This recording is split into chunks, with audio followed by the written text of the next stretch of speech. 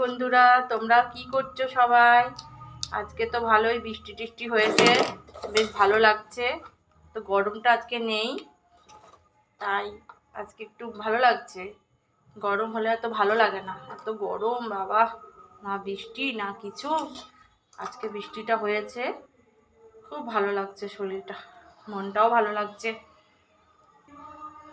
আজকে একটু আলু দিব, একটু বেশি করে আলু দেব।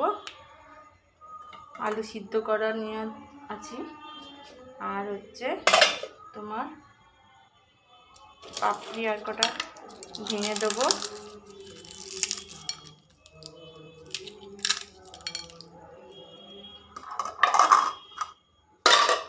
ডালের বড়া ভিজিয়ে রেখেছিলাম, সেই ডালের বড়া দেব